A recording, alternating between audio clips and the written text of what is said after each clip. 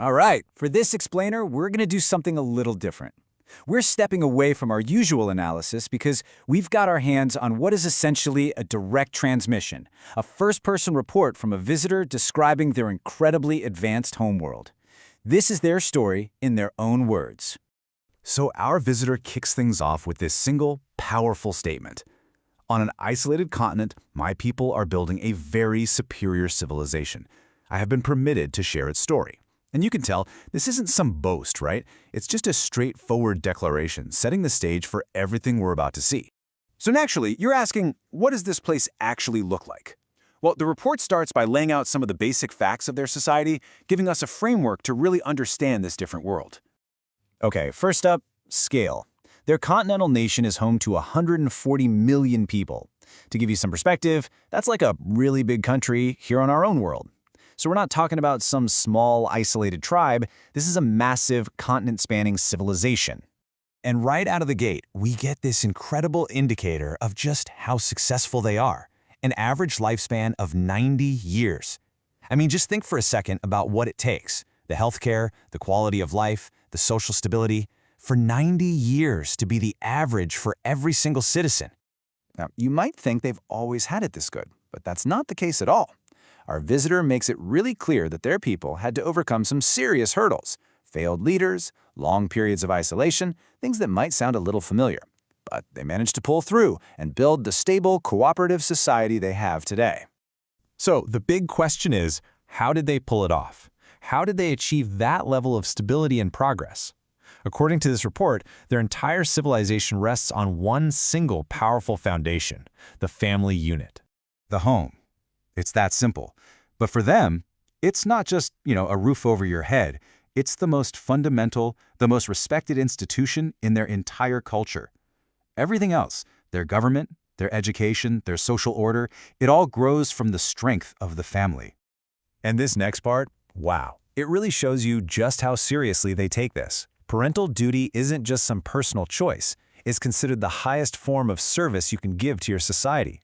And get this, a full third of all adults serve as dedicated parental teachers. Can you even imagine that? The kind of investment in early childhood that represents is just staggering. Okay, so you have this incredible foundation starting in the home, and from there it just blossoms into this society-wide passion for lifelong learning. Let's dig into how their education system actually works. For them, education isn't something you just finish. It's a journey that lasts your whole life.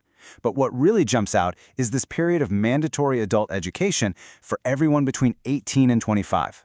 It's like learning doesn't stop when you grow up, it just kicks into a whole new, critical gear before you go out and start your life's work.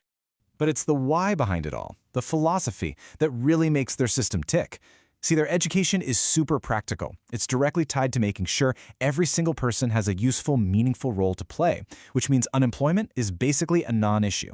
As a result, teachers are the most respected people in society, and the very best students are guided into public service. The whole thing, from top to bottom, is built to serve the greater good. And that idea of putting the best people into public service? Well, that flows right into how they govern themselves. It's a system built entirely on merit. So you look at this, and at first glance, it seems pretty familiar, right? 3 branches of government. But oh man, the devil is in the details. And this is where it gets really interesting. Look at the legislature. It's not elected based on where you live. It's elected by your profession, your industry, your social group. Think about that. Every part of society gets a direct say.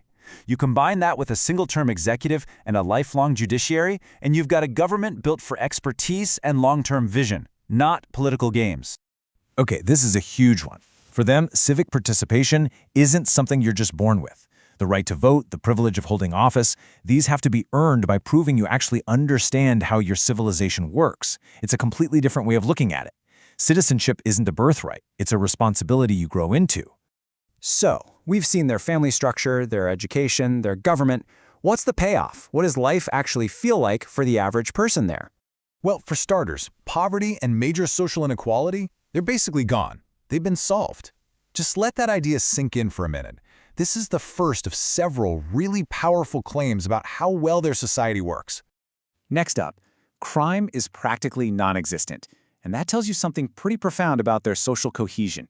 and a justice system that everyone sees as fair and effective.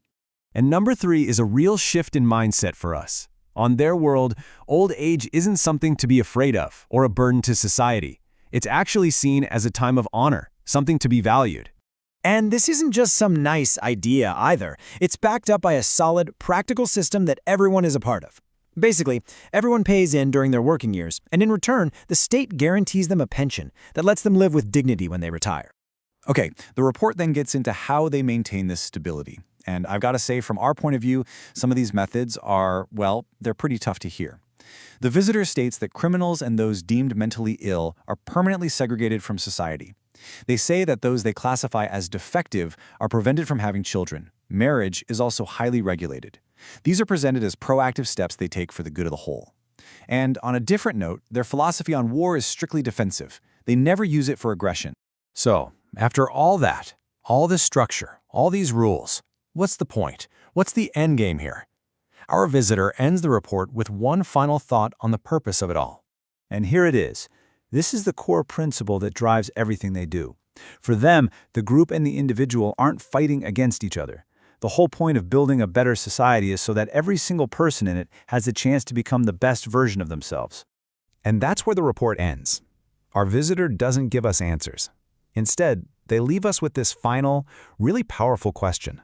It's not a command and it's not a judgment. It's just a challenge, a prompt for us to reflect on what we've just seen and to consider what it all might mean for our own future.